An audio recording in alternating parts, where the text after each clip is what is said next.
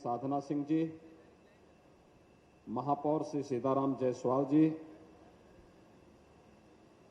मान्य विधायकगण श्री फतेह बहादुर सिंह जी, श्री शीतल पांडे जी, श्रीमती संगीता यादव जी, श्री संत प्रसाद जी, डॉक्टर विमलेश पासवान जी, श्री महेंद्रपाल सिंह जी, जिलाध्यक्ष युधिष्ठिर सिंह जी, मत्स्य विकास निगम के अध्यक्ष श्री रमाकांत निषाद जी, ब्लॉक प्रमुख जंगल कोड़िया श्री ब्रजेश यादव जी, विजय शंकर यादव जी, गोरख सिंह जी, आज के इस कार्यक्रम में उपस्थित कैंपियरगंज विधानसभा क्षेत्र से जुड़े हुए सभी उपस्थित भाइयों बहनों, इस महाविद्यालय के इस उद्घाटन कार्यक्रम में यहां पर उपस्थित उच्च शिक्षा के प्रमुख सचिव, गोरखपुर के जिलाधिकारी, वरिष्ठ अधिकारीगण, क्षेत्रीय उच्च शिक्षा के अधिकारी, विद्यालय के प्राचार्य और अन्य सभी सम्मानित आचार्यगण, और इस विद्यालय में मुझे बताया गया कि 460 बच्चों ने एडमिशन लेकर के आज वे यहाँ पर उपस्थित हुए हैं। मैं उनका सरस्वती वंदना का कार्यक्रम भी देख रहा था। ग्रामीण पृष्ठभूमि के बच्चे इतनी गुणवत्ता के साथ सरस्वती वंदना का एक कार्यक्रम आयोजित करें, ये बहुत सराहनीय है। और इस अवसर पर मैं आप सभी मंचस्थ उपस्थित और यहाँ पर इस कार्यक्रम में उपस्थित आप सभी लोगों को शारदीय नवरात्रि की बधाई देता हूँ। महाविद्यालय प्राप्त होने पर भी बधाई और अभिनंदन आप सबके प्रति व्यक्त करता हूँ। आप सब जानते हैं कि पूज्य महाराज जी 4-5 बार यहाँ से विधायक थे।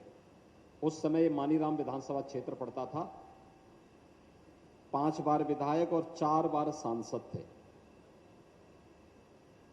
और इस क्षेत्र में मुझे लगता है कि कोई बिरला ही परिवार रहा होगा जिससे उनका एक आत्मीय संबंध रहा हो। आज से 25 साल पहले, 30 साल पहले, अब जिन लोगों की उम्र 40 साल, 45 साल, 50 साल, 60 साल या इससे अधिक है, वे प्रत्यक्ष या अप्रत्यक्ष रूप से पूज्य महाराज जी से जुड़े हुए थे।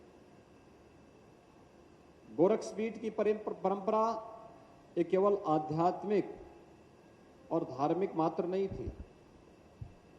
धर्म को व्यवहारिक रूप से जीने का कार्य अगर किसी ने किया था तो वह गोरखपीठ के आचार्यों ने किया था, जहां पर धर्म केवल उपासना विधि तक सीमित नहीं रहेगी, बल्कि उसका व्यवहारिक स्वरूप कि इस लोक में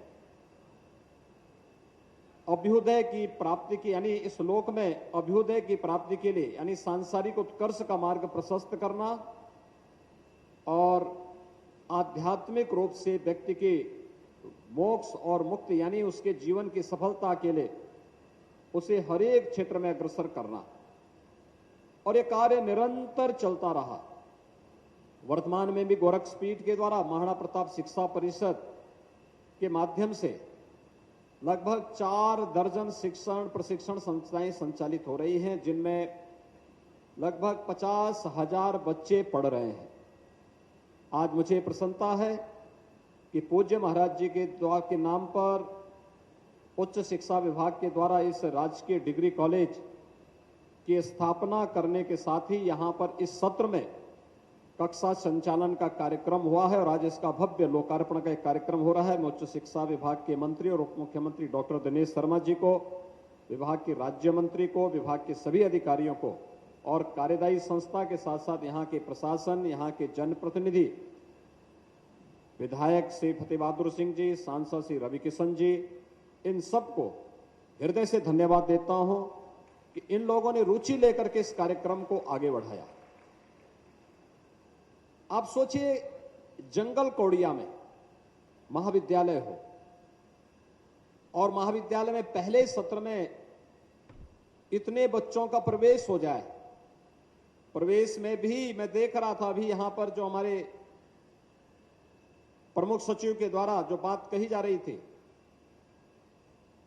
कि 373 केवल बालिकाएं हैं और 273 बालिकाएं और 217 बालक हैं। यानी बालिकाएं उच्च शिक्षा में बालकों से आगे हैं। महाविद्यालय में प्रवेश की हुई बालिकाएं इस बात का साक्षात उदाहरण प्रस्तुत कर रही हैं और किसी भी सभ्य समाज के लिए यह एक शुभ लक्षण है कि बालिकाएं तेजी के साथ आगे बढ़ रही हैं और जीवन के प्रत्येक क्षेत्र में आगे बढ़ चढ़ करके हिस्सा ले रही हैं।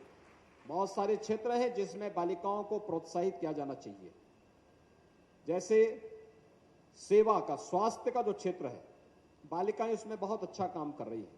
हमारा नर्सिंग स्टाफ होता है, आंगनबाड़ी और आशा वर्कर के कार्य पद्धति को आप देख सकते हैं। गांव गांव और घर घर में जाकर के कोरोना कालखंड में सेवा का जो अनुपम उदाहरण उन्होंने प्रस्तुत किया वो अभिनंदनीय है। ऐसे नर्सिंग स्टाफ ने कोरोना वॉरियर्स बनकर के, हेल्थ वर्कर बनकर के जो कार्य किया। बेसिक शिक्षा में जो अध्यापिकाएं हैं रुचि से उस बच्चे पर ध्यान देकर के उसको आगे बढ़ाने का कार्य करती हैं।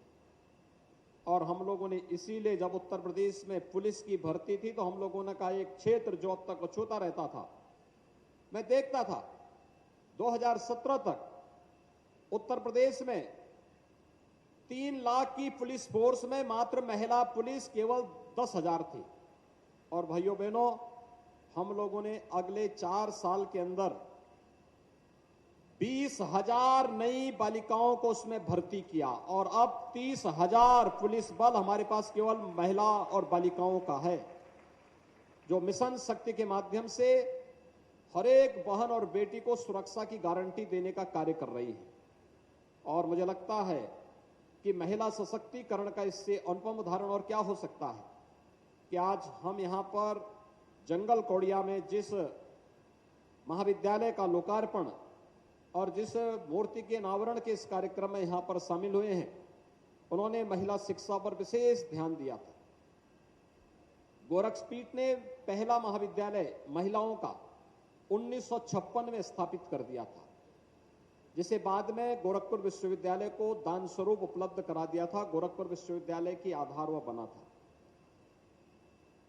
बालिकाओं का पहला इंटर कॉलेज 1950 के दशक में ही बन चुका था और उसके उपरांत आज भी आप देखते होंगे 4 दर्जन से अधिक जो शिक्षण प्रशिक्षण संस्थाएं चल रही हैं।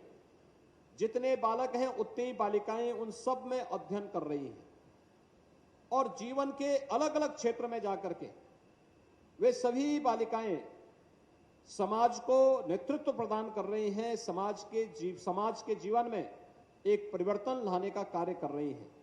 और जंगल कौड़िया में यह महाविद्यालय, जिसमें एक साथ 3 शाखाएं प्रारंभ हो रहे हैं, विज्ञान भी, वाणिज्य भी और कला भी।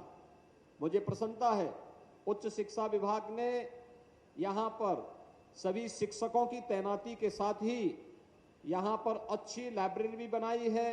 अच्छा, यहां पर उच्च शिक्षा विभाग ने क्लासरूम बनाए हैं, अच्छा इंफ्रास्ट्रक्चर तैयार किया है और मुझे लगता है कि यहां पर इतना अच्छा, यहां पर कुश्ती हॉल भी बना है, ऑडिटोरियम भी बना है और यहां पर एक बहुत अच्छा ऑडिटोरियम बन रहा है। मुझे लगता है ग्रामीण क्षेत्र में किसी भी महाविद्यालय के पास या शहरी क्षेत्र में भी इससे अच्छा कैंपस नहीं हो सकता है जो आपको जंगल कौड़िया में उपलब्ध हो रहा है।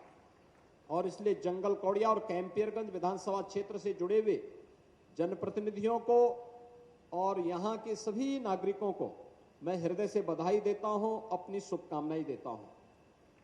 याद रखना, श्रीमद् भगवत गीता भी शिक्षा के महत्व को स्वीकारता है। यद्यपि भारतीय मनीषा ने शिक्षा के महत्व को सदैव महत्व दिया है और आज यहां पर उच्च शिक्षा का एक बड़ा केंद्र का शुभारंभ हो रहा है, जिसमें बालक और बालिकाएं एक साथ अध्ययन कर पाएंगे। उनके रहने के लिए भी व्यवस्था है। 60 बालिकाएं और लगभग इतने ही बालक इस कैंपस में छात्रावास में अच्छी सुविधा के साथ रह पाएंगी। यह सुविधा 2 छात्रावास भी यहां पर दिए गए हैं। खेलकूद की एक अच्छी व्यवस्था, बहुत शीघ्र यहां पर यह स्टेडियम भी बनकर के पूरा तैयार होगा और मुझे लगता है कि खेलकूद की गतिविधियों के साथ न केवल महाविद्यालय बल्कि आसपास के इंटर कॉलेजेस को भी इसके साथ जोड़ने की आवश्यकता है। शारीरिक शिक्षा और कंप्यूटर के लिए भी यहां के प्राचार्य जी ने अपना प्रस्ताव भेजा था और शासन ने उसको भी अपनी स्वीकृति दे दी है कि बहुत शीघ्र कंप्यूटर और शारीरिक शिक्षा का भी यहां पर पाठ्यक्रम प्रारंभ होगा। बच्चे उसमें भी एडमिशन ले पाएंगे। ये जंगल कौड़िया का क्षेत्र तो हमारे यहां वैसे भी पहलवानों का क्षेत्र माना जाता था। खूब पहलवानी होती थी, गांव गांव में अखाड़े थे। और अब आधुनिकता में लोग उससे भूल रहे हैं। लेकिन याद करिए, अभी टोक्यो ओलंपिक में भारत के पहलवान स्वर्ण पदक जीत रहे थे तो सरकारें घोषणा कर रही थी कि हम इन्हें पैसा देंगे। स्वर्ण पदक पर ओलंपिक में राज्य सरकार 6 करोड़ रुपए उस पहलवान को देती है। रजत पदक पर 4 करोड़ देती है, कांस्य पदक पर 2 करोड़ देती है। इतनी अच्छी राशि दी जाती है इसलिए जिससे हमारे खिलाड़ी आगे बढ़ सकें, प्रोत्साहन देने के लिए। और यहां पर आपको कुश्ती हॉल, अत्याधुनिक कुश्ती हॉल भी मिला है, ऑडिटोरियम भी मिला है इंडोर गेम के लिए, और एक अच्छा स्टेडियम भी आपको प्राप्त होने वाला है जो बहुत शीघ्र बनेगा, जो यहां के नागरिकों के लिए उपलब्ध होगा। मुझे लगता है कि अब हम लोगों को एक नई प्रतिस्पर्धा के लिए आगे बढ़ना होगा। जीवन में सफलता स्वस्थ प्रतिस्पर्धा से आगे बढ़ सकती है और स्वस्थ प्रतिस्पर्धा से हम लोग अपने जीवन को उज्जवल बना सकते हैं, आगे बढ़ा सकते हैं। और मुझे लगता है शिक्षा के क्षेत्र में इस महाविद्यालय को एक नया प्रतिमान स्थापित करना पड़ेगा। नया विद्यालय है, नया महाविद्यालय है, नए प्रवेश हैं, शिक्षा का माहौल जिस प्रकार से यहां की टीम बनाएगी, जिस प्रकार की एक्टिविटीज यहां पर प्रारंभ होंगी, रचनात्मक गतिविधियां प्रारंभ होंगी, यह आने वाले समय के लिए न्यू बनेगी शिक्षा के लिए और इस पूरे क्षेत्र के लिए। और इसलिए एक बड़ी जिम्मेदारी यहां पर जो प्राचार्य हैं, यहां पर जो आचार्यगण तैनात किए गए हैं उनके ऊपर, और साथ साथ ये बड़ी जिम्मेदारी होगी यहां पर पहले वर्ष में प्रवेश होने वाले सभी छात्र छात्राओं के लिए। महाविद्यालय खुलते हैं प्रदेश में, हम लोग लगभग 77 महाविद्यालय खोल रहे हैं। हर एक महाविद्यालय में मुख्यमंत्री और उप मुख्यमंत्री एक साथ नहीं जा पाते हैं, लेकिन यहां पर दोनों लोग उद्घाटन कार्यक्रम में नवरात्रि के दौरान आए हैं। आपके जीवन के अनमोल क्षण बनने जा रहे हैं। आपके प्रवेश के साथ ही उद्घाटन कार्यक्रम के साथ पाठ्यक्रम का प्रारंभ होना, और पाठ्यक्रम का प्रारंभ होने के साथ साथ परंपरागत पाठ्यक्रम को आगे बढ़ाने के साथ ही हम अन्य तमाम उन रचनात्मक गतिविधियों का केंद्र बिंदु महाविद्यालय को बना सकें जो भारत और भारतीयता के लिए और आने वाले समय में एक छात्र के सर्वांगीण विकास के साथ साथ समाज और राष्ट्र के सर्वांगीण विकास का आधार भी बन सके। और हमें उस दिशा में नए दिशा में आगे बढ़ने की आवश्यकता है। दूसरा, लाइब्रेरी पर हर छात्र जरूर अटेंड करे। अपने परंपरागत पाठ्यक्रम के साथ साथ देश और दुनिया में क्या कुछ घटित हो रहा है, अगर इन गतिविधियों का केंद्र बिंदु आप अपने आप को बना सकेंगे, अति उत्तम होगा। आपको आगे अलग अलग प्रतिस्पर्धा में यह सब उपयोगी साबित होगा और इस दिशा में हमें कार्य किए जाने की आवश्यकता है। तीसरा, लाइब्रेरी को डिजिटल बना देना। और मैं तो चाहूंगा कि कोरोना जैसी महामारी को वर्तमान में हम लोगों ने नियंत्रित किया है, लेकिन कब ये पलट करके फिर वापस आ जाए कोई भरोसा नहीं। सतर्कता, सावधानी आवश्यक है। स्मार्ट क्लास और ऑनलाइन क्लास के लिए राज्य सरकार ने, विभाग ने अच्छा काम किया, लेकिन हमें उस दिशा में भी आगे बढ़ने की आवश्यकता है कि कब ऑनलाइन क्लास को फिर चलाने की आवश्यकता पड़ जाए, उस दिशा में भी हमें सोचने की आवश्यकता है। आज गोरखपुर शिक्षा और स्वास्थ्य का एक हब बन रहा है। आदरणीय प्रधानमंत्री जी के अनुकंपा से 2016 में गोरखपुर में एम्स मिला। एम्स का कार्य पूरा हो चुका है। अगले 1 महीने के अंदर आदरणीय प्रधानमंत्री जी के कर कमलों से गोरखपुर के एम्स का उद्घाटन होगा और विश्व स्तरीय स्वास्थ्य की सुविधा गोरखपुर और पूर्वांचल के लोगों को गोरखपुर में ही प्राप्त होगी। फर्टिलाइजर का कारखाना 1990 में बंद हो गया था, लेकिन आज फर्टिलाइजर का कारखाना आप देख रहे होंगे बड़ी सी चिमनी बन चुकी है। और फर्टिलाइजर का कारखाना अगले 1 महीने के अंदर बनकर के तैयार हो जाएगा। इसका भी लोकार्पण होगा। भव्य लोकार्पण का कार्यक्रम गोरखपुर की फर्टिलाइजर कारखाने का होगा। किसानों को समय पे खाद मिलेगी और यहाँ के नौजवानों को रोजगार और नौकरी की सुविधा फर्टिलाइजर कारखाने में प्राप्त होगी। गोरखपुर में आयुष विश्वविद्यालय भी बन रहा है। गोरखपुर में महायोगी गोरखनाथ विश्वविद्यालय भी बन गया है। गोरखपुर में सैनिक स्कूल भी बन रहा है और गोरखपुर में कैंपियरगंज में ही एक आईटीआई का निर्माण हो रहा है। कैंपियरगंज में 2 इंटर कॉलेजेस का निर्माण पूरा हो चुका है। सहजनवा में एक पॉलिटेक्निक का निर्माण हो रहा है। पिपराइच में चीनी मिल का निर्माण होकर के वहां पे चीनी उत्पादन का कार्य भी प्रारंभ हो चुका है। यानी जो विकास अब तक बंद था, उस विकास का रास्ता खोला है भारतीय जनता पार्टी की सरकार ने। और भाइयों बहनों, जब विकास आगे बढ़ता है तो यह प्रत्येक नागरिक के जीवन में भी परिवर्तन लेकर के आता है। आज ये चौड़ी सड़कें हैं, बिजली है, जो राशन मिल रहा है। सरकारें पहले भी थी, तब सड़कें अच्छी नहीं थी। सरकारें पहले भी थी, तब बिजली नहीं आती थी। सरकारें पहले भी थी, तब जंगल कोड़िया में महाविद्यालय, आईटीआई और इंटर कॉलेजेस नहीं बन पाए थे। सरकारें पहले भी थी, तब गरीबों को राशन नहीं मिल पाता था। सरकारें पहले भी थी, तब सुरक्षा की गारंटी न बहन बेटियों को थी और न व्यापारियों को थी, न किसी संभ्रांत परिवार को थी। लेकिन भाइयों बहनों, आपने 2014 के बाद बदलते हुए भारत को देखा है। बिना भेदभाव के शासन की योजना, हर गरीब को मिलना। जिसके पास मकान नहीं, उसको आवास की सुविधा। जिसके पास शौचालय नहीं, उसके घर में शौचालय बनाने की व्यवस्था। जिसके पास विद्युत का कनेक्शन नहीं, मुझे याद है आप बढ़नी गांव में बिजली नहीं थी और बढ़नी गांव में बिजली पहुंचाने के लिए मुझे 1998 में 10 लाख रुपए देने पड़े थे। 1 करोड़ की सांसद निधि थी, उसमें 10 लाख रुपए मैंने एक गांव के लिए दिए थे। और आज बिना मांगे हर गांव में बिजली का कार्य हो रहा है। हर गांव में बिजली पहुंचाई जा रही है, पर्याप्त मात्रा में बिजली मिल रही है। पहले धान का क्रय नहीं होता था। यहां पे जंगल कोड़िया में ही प्रधान जी हैं रामचंद्र सिंह जी, इनकी खेतीबाड़ी है और ये खेतीबाड़ी के कार्य से जुड़े हुए हैं। उनको अपना धान, अपना गेहूं, अपना केला कुछ भी बेचना होता था, पैसा नहीं मिलता था, दाम नहीं मिलता था। और आज क्रय केंद्र जगह जगह लगते हैं और न्यूनतम समर्थन मूल्य पर सभी किसानों की उपज को खरीदने का कार्य भी सरकार कर रही है और पैसा डीबीटी के माध्यम से खाते में, किसान के खाते में देने का कार्य हो रहा है। भाइयों बहनों, ये बदलाव उत्तर प्रदेश है।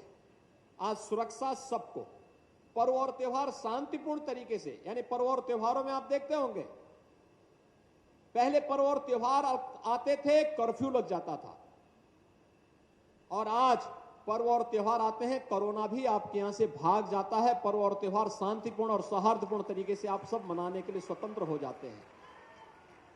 नेक नियति से जब कार्य होता है तो अब परिणाम भी देता है और ईश्वर भी उसमें मदद करता है।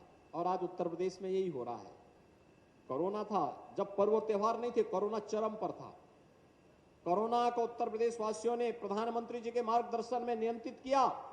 पर्व और त्योहार आए, आज हम लोग कोरोना को पूरी तरह रोकने में सफल हो गए हैं और पर्व और त्योहार शांतिपूर्ण तरीके से हम मनाने का भी कार्य करेंगे। आज के इस अवसर पर जब विकास तेजी के साथ आगे बढ़ रहा है, उत्तर प्रदेश देश की एक उभरती हुई अर्थव्यवस्था के रूप में आगे बढ़ा है। यानी कोई कल्पना भी नहीं करता था। 2017 के पहले लोग सोचते थे उत्तर प्रदेश भी विकास करेगा, क्या उत्तर प्रदेश का भी योगदान होगा। देश की जितनी योजनाएं थी सब में उत्तर प्रदेश सबसे पीछे हो रहता था।